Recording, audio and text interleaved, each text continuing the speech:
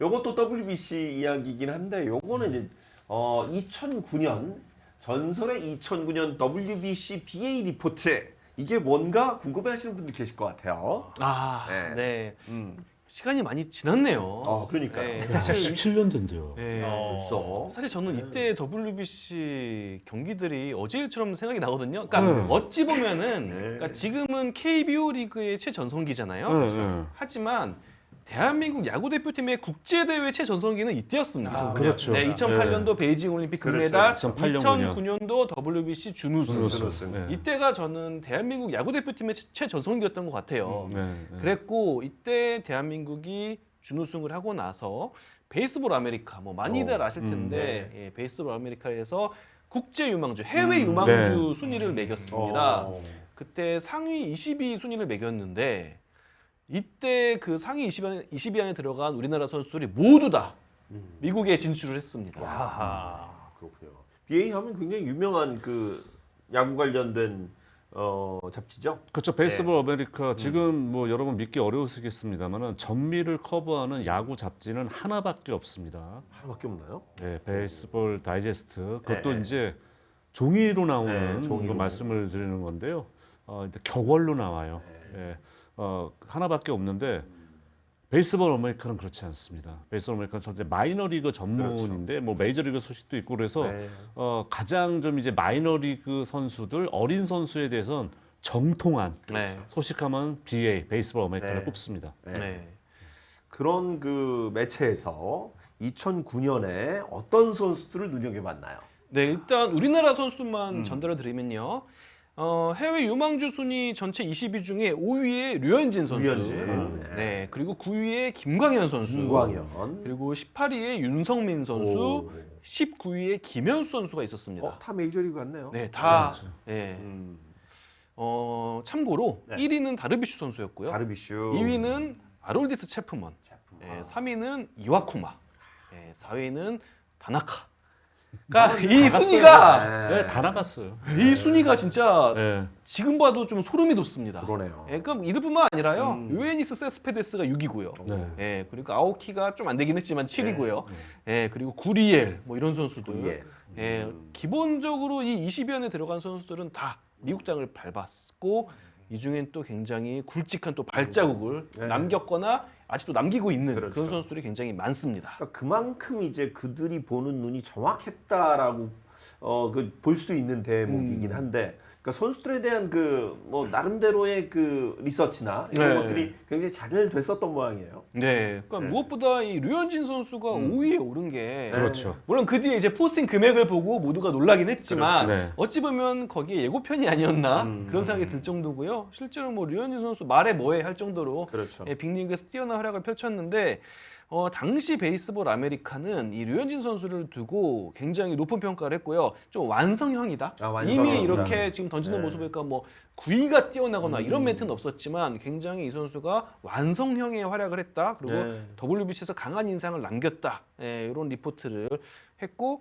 충분히 지금 기량만 놓고 봤을 때 뭐 메이저리그 기준으로 1라운더 유망주의 기량을 갖고 있다. 네. 예, 이런 평가를 또 내렸습니다. 네. 뭐 그 이후에 뭐 스토리는 여러분 잘 아시는 대로 다저스 입단해서 빅리그 선발 안착했고 사이영상 2위 했고 네. 뭐 포스트시즌도 갔었고요. 네. 뭐 말해봐야죠. 진짜 그럼요. 엄청난 네. 활약을 했는데, 그러니까 저는 이 WBC라는 무대가 결국에는 이 메이저리그 등용문의 역할을 하거든요. 그렇죠. 그럼요. 네, 그래서 여기서 굵직한 활약을 펼치면 자연스럽게 이제 메이저리그 스카우트들이 주목해 볼 수밖에 없고 좀 웃긴 일이 있었는데요. 제가 봉준근 선수한테 들었는데 봉준근 선수는 이제 미국에 있다가 다시 네, 한국으로 들어왔죠. 복귀해서 그렇죠. WBC 나갔잖아요. 맞아요. 야, 너 그때는 이렇게 못 던졌잖아 이러더래요.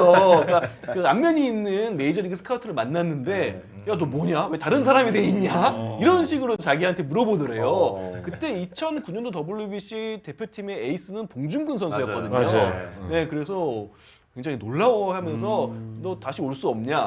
네, 이런 농담 반 진담 반의 이야기를 들었다고 하는데 전 그만큼 이 2009 WBC가 지금도 굉장히 좋은 추억으로 남아 있거든요. 네. 희망하는 거는 이번에도 좀 좋은 네. 결과가 나와서 많은 우리나라 지금 젊은 선수들이 많잖아요. 네. 대표팀에 네. 이 선수들이 좀 이렇게 메이저리그에서 또 주목을 받았으면 좋겠습니다. 확실한 동기부여가 될 수 있었으면 좋겠습니다. 네. 이게 진짜 그런 케이스가 있어요. 2017 WBC 고척돔에서 했을 네네. 때 네. 김하성 선수가 대표팀에 있었어요. 네. 그때 김하성 선수가 주전 유격수는 아니었고 약간 그렇죠. 이렇게 1.5군 정도 대표팀 네, 안에서는 약간 백업 유격수에 가까웠습니다. 근데 그때 네덜란드전 때 기억하시는 분도 계시겠지만 당시 네덜란드 내야진이 메이저리거로 가득 차 있었습니다. 맞아요. 그때 골드글러브인 시몬스 선수도 있었고 네. 디디 그레고리우스, 네, 디디 있고, 그레우스도 있었고 예. 그랬는데 스쿱도 있고 맞아요. 김하성 선수가 그때 이 선수들이랑 상대도 하고 이 선수들이 훈련하는 모습을 보면서 자신도 모르게 이 빅리그의 꿈을 그렇죠. 꾸기 시작했다고 네. 했어요. 이거는 굉장히 좋은 자극이 됩니다. 네. 예, 그렇기 때문에 일본 대표팀이랑도 마주하겠지만 그렇죠. 마이애미 가서 현재 뭐 확률상으로는 도미니카랑 붙을 확률이 높아 보여요. 그렇죠. 도미니카전의 결과가 어떻게 되든 그냥 상대하는 것만으로도 네. 마주해 보는 것만으로도 굉장히 우리 선수들에게는 더 큰 꿈을 꾸게 할 수 있는 동기부여가 되거든요. 네. 그래서 저는 더 마이애미에 갔으면 좋겠습니다.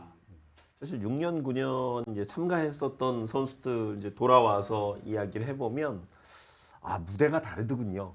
이러니 그때는 사실은 심지어 우리 저기 광주 우등야구장 쓸 때거든요.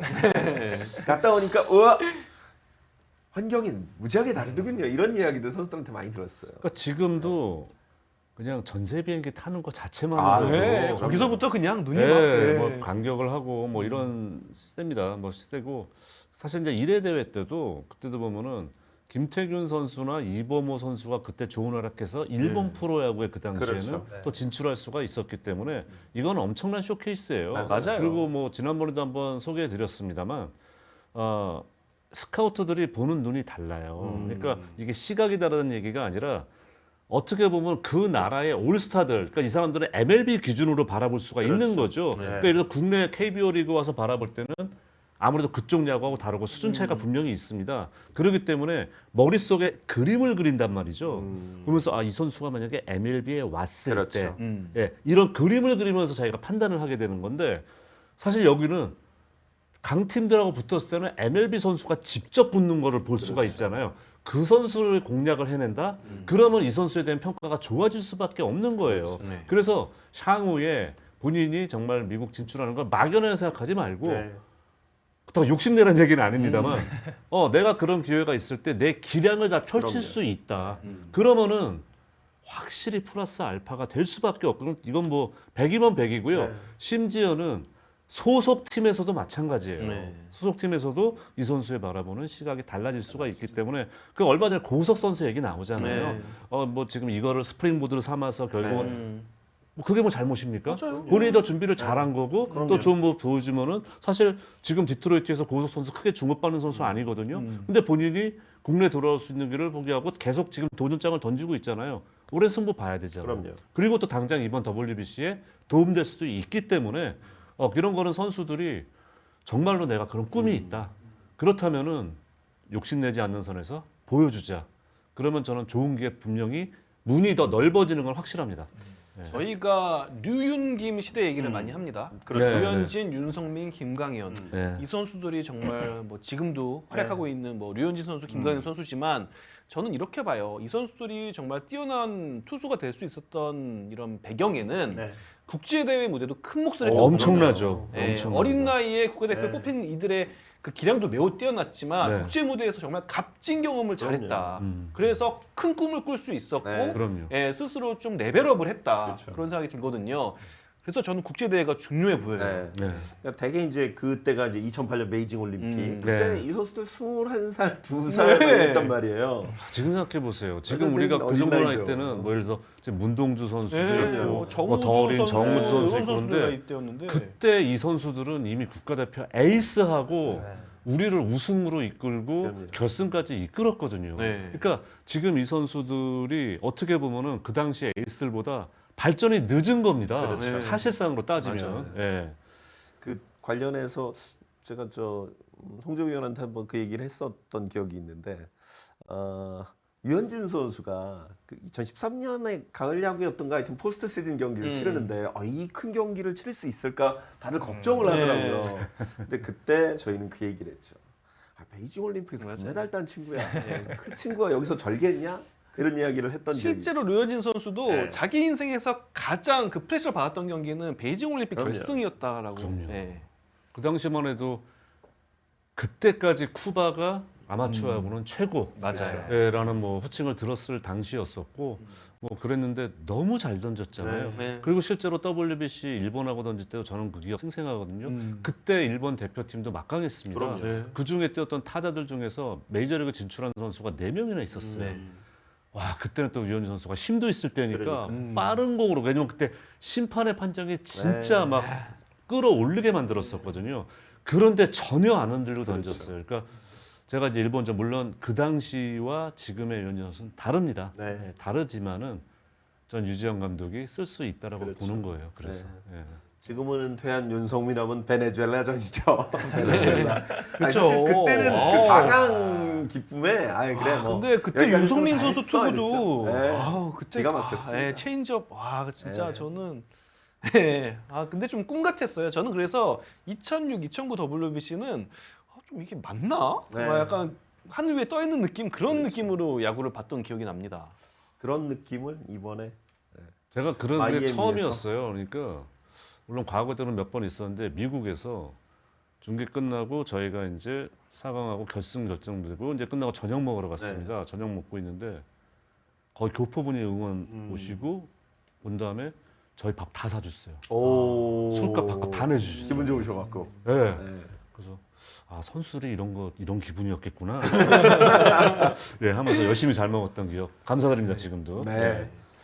아니 이번 우리 국가대표 선수들 중에도 분명히 이제 우리가 좋은 성적을 내면 메이저리그 스카우트들, 어우, 뭐 우리가 그럼요. 이야기하는 BA 이런 리포트에서도 눈여겨볼 선수들이 있을 텐데 잘 한다면 가장 그래도 메이저리그에서 구미가 당길 만한 선수가 누가 있을까요? 저기 네, 안현민 선수도 분명 이제 국현민이라고. 예, 이렇게 네. 리스트에 들어갈 것 같고요. 아무래도 가장 높은 점수를 받을 것 같은 선수는 제가 지금으로서는 김도영 선수가 아닐까 김도영. 싶은데 네, 안현민 김도영 선수도 선수, 예, 이번 기억하죠. 대회에서 그리고 아직 어리지만 정우주 선수도 정우주. 네. 이 매력적인 포심 패스볼이 있기 때문에 이 선수도 주목을 받을 것 같고 이렇게 생각하니까 또 아쉬운 건 역시 문동주 선수입니다. 그렇죠. 그렇죠. 예, 문동주 선수가 이번 대회에 참가를 못한다는 게 또 아쉽게 다가옵니다. 네. 일종의 쇼케이스가 될 수 있는 상황이었는데. 저도 원래는 이제 문동주 선수, 네. 김도영 선수, 그리고 안현민 선수 이 세 선수가 제일 유력하고 김주원 선수 얘기 맞아요. 많이 하시는데요. 제가 어저께 뭐 네. 베이스볼 5라고 실내 야구를 네. 중계를 했어요. 어. 이걸 중계를 했는데 끝나고 나서 이제 거기 참가했던 다 이제 야구를 좋아하는 선수들이니까 막 질문을 던지는데 김주원 선수 얘기를 해서 제가 그때는 막 어저께 한 말 그대로 드릴게요. 김주원 선수는 수비를 보강 안 하면은 여러분이 생각하시는 것만큼 그렇게 관심 받기 어렵습니다. 이거 제가 냉정하게 드리는 말씀이고요. 왜냐하면 국내에서 너무 이렇게 자꾸 띄우는 분위기가 있는데 나가면 좋죠. 근데 이 선수가 내야수잖아요. 그렇죠. 그러니까 이 선수는 아직 나이가 젊고 스위치 타자라는 강점이 있고 그렇기 때문에 또 작년에 드디어 기다리던 공격력이 성장하는 모습 분명히 맞아요. 보여줬어요. 근데 이 선수는 늘 유격수였었잖아요. 맞아요. 물론 가끔 일로 들어갈 때도 있습니다만 유격수란 말이에요. 유격수 수비 이렇게 하면 안 들어갑니다. 그럼 또 무슨 얘기 나오냐면 포지션 변경을 시키겠다라든가 이런 얘기 나오거든요. 김주원 선수의 저는 진출의 미래는 수비 앞으로 성장. 근데 작년에 공중 성장한 거 보니까 네. 수비도 충분히 왜냐면 실책이 아직 너무 많습니다. 네. 예, 많기 때문에 이 선수 저는 김주원 선수의 미래, 그러니까 진출에 대한 미래는 수비 보강에 달려 있다고 봅니다. 예.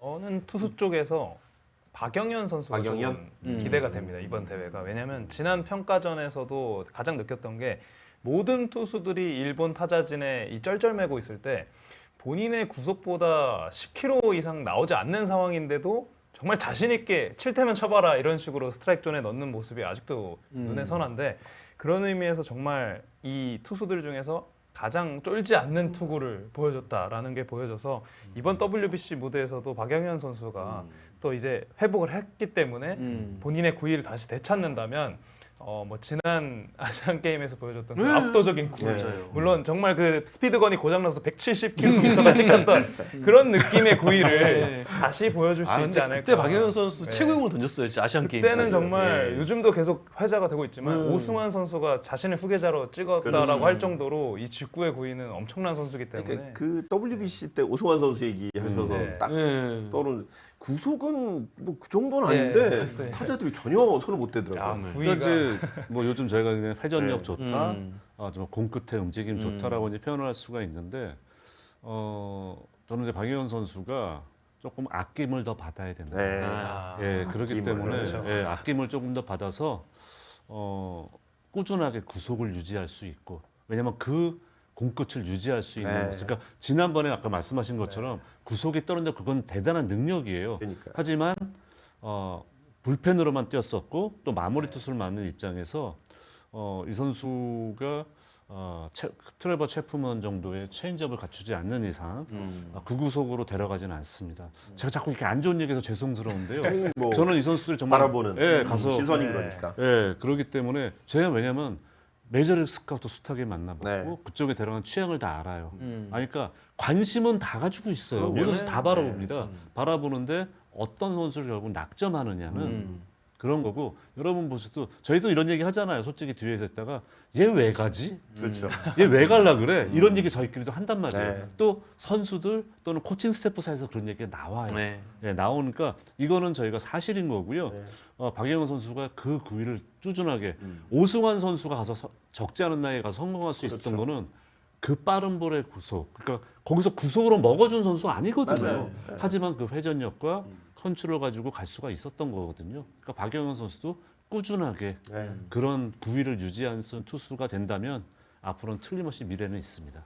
이정우 선수가 그랬다던가 하여튼 메이저리그 가고 싶으면 KBO 씹어먹고 와. 네. 뭐 이런 이야기 했다고 하는데 그렇죠. 일단은 그런 역할을 좀 하고 또 더 큰 무대를 기대를 해봐야 되겠죠. 하여튼 일단 기대감이 있습니다. 네. 이번 WBC는 네. 또 한 번의 전설의 2026 BA 리포트를 한번 기대해 보도록 하겠습니다.